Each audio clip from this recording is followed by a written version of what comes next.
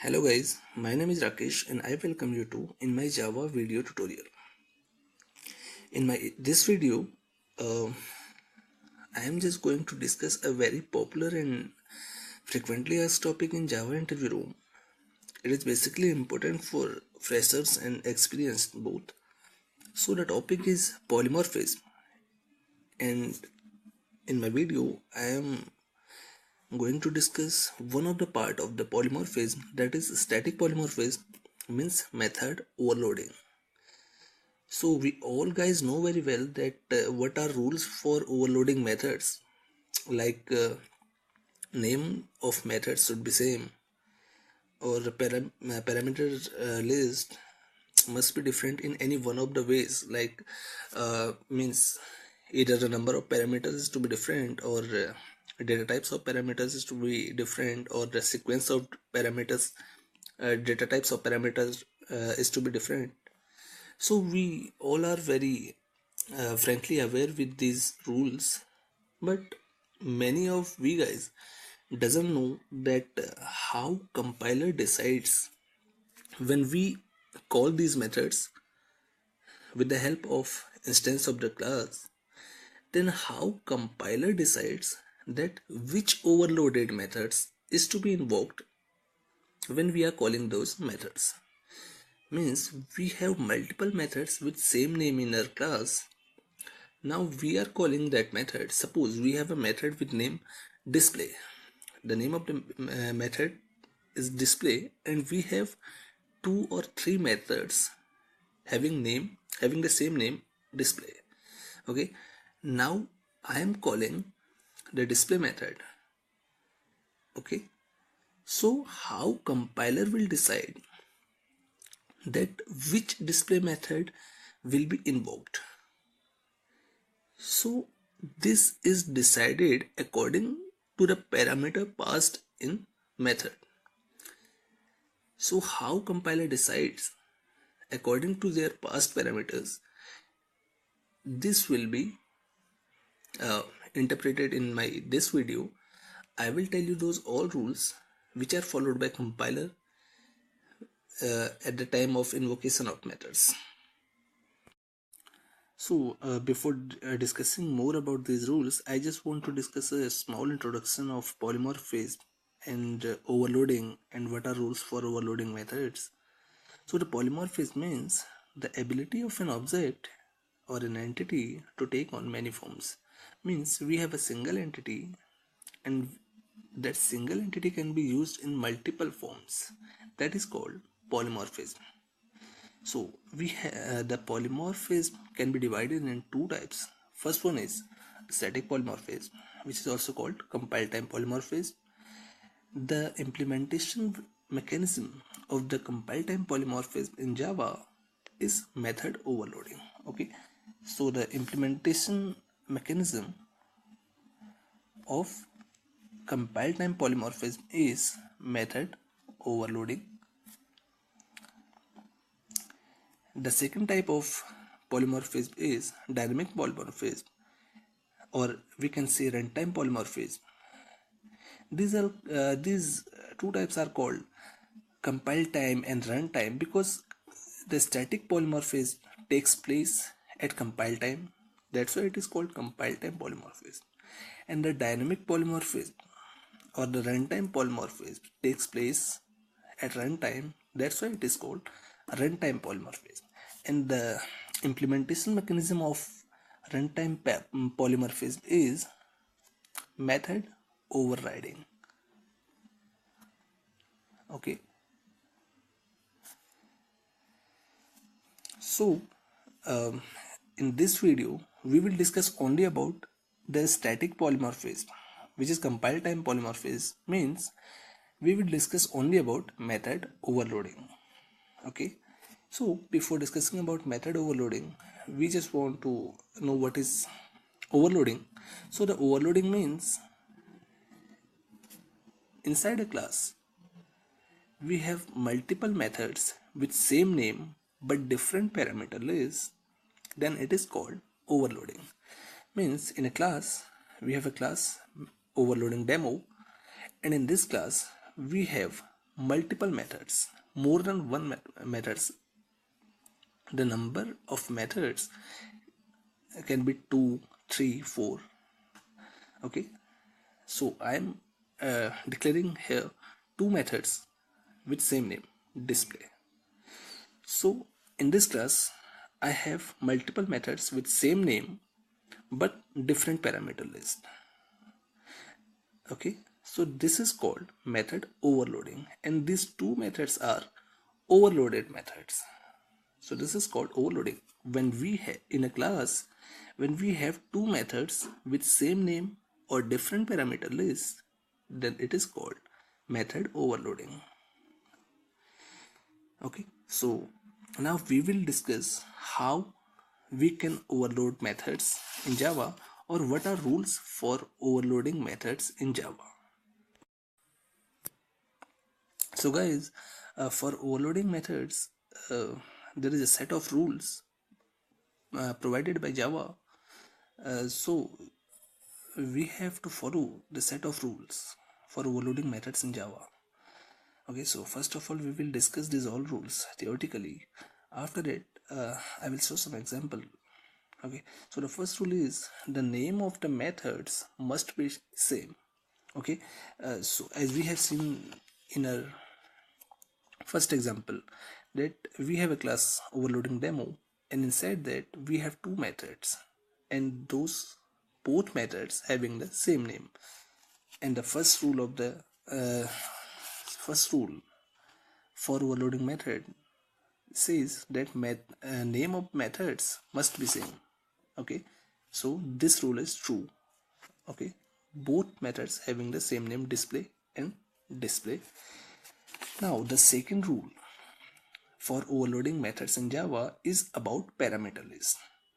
What does it say? That the parameter list must be different in any one of these manners. Either number of parameters must be different. Okay, so we will check for the first method, the first rule about parameter list, which is either the number of parameters must be same. So in first method, number of parameters are 2, 1 and 2, and in second method the number of parameters are 2.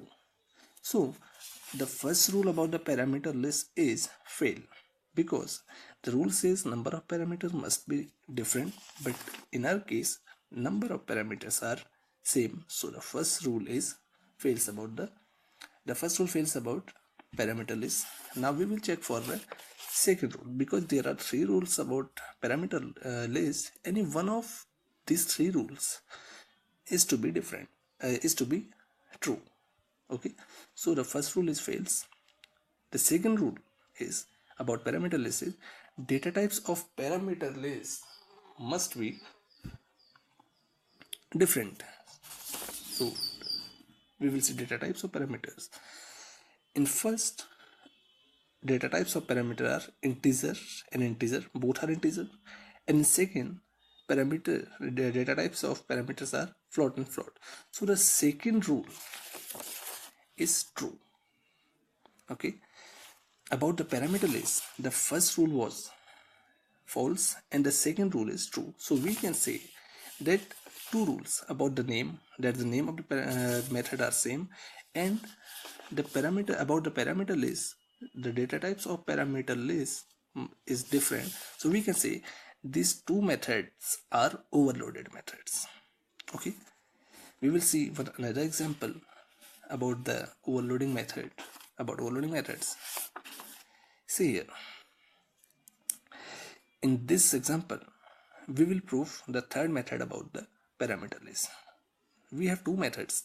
Okay, first one, the both are having same name, display, and different parameter list. So we will check for the first rule, which is about the name of the method. Okay, what is the rule? The name of methods must be same. So both methods are having same name, display and display. So the rule about name of methods is true. Now we will check for rules provided for parameter list. Okay, so any one of rule about parameter list must be true.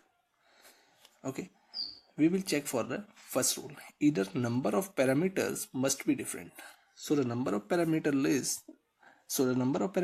in parameter list are 2, 1 and 2 for first method, and same 2 for second method. So the first rule about the parameter list again fails. Okay, now we will check for the second rule about the parameter list. The second rule says data types of parameters must be different. We will check for data types of parameters. Okay, the data types of parameter in the first method is one integer and one float. Okay, and second one is one integer and one float. Okay, but this is now we will check for the third method, the third rule about the parameter list, which is sequence of data types of parameters must be different. Okay, so we will check for the sequence of the parameter. In first method, the sequence is integer then float. Okay, and in second method, the sequence of the parameter is first float then integer. So the third rule about the parameter, this sequence of data types of parameter are different. Okay, so we can say that these two methods are overloaded because these two methods fulfill the rules about overloading methods. What rules? First one is the name of methods must be same. So name of methods are same, display and display. The second one is any one of these rules about parameter list. Okay, only about parameter list. Any one of these rules about parameter list must be true because we are using or here. Okay, either this or this or this.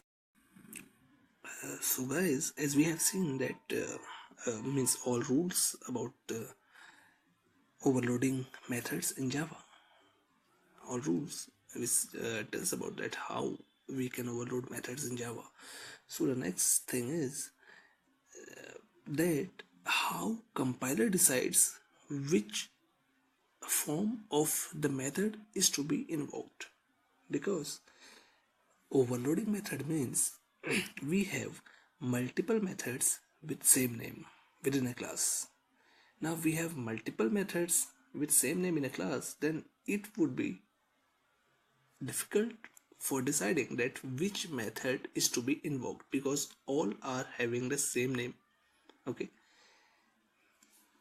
because the definition of overloading says that multiple methods with same name. Okay, so the name of methods are same, then we will focus on the parameter list because the compiler decides that which form of the method is to be invoked. The compiler decides only according to the parameter list. Okay, so the parameter list, in parameter list, parameter can have either that means the parameters can have the primitive type and a reference type. Okay, we can see here in example we have a method display. In this, the first parameter is primitive integer and the second one is reference of the wrapper class of integer. Okay, so the parameter can have two types. First one is primitive type and second one is reference type. So there is some behavior in this parameter list. Okay, so in parameters, the first behavior is widening, second one is boxing and unboxing, and third one is variable arguments. So first of all, we will discuss these three key concepts: widening, boxing and unboxing, and variable arguments. Further, we will discuss some rules which are followed by compiler for fetching the exact match for invoked method. Okay, so first of all we will see the widening.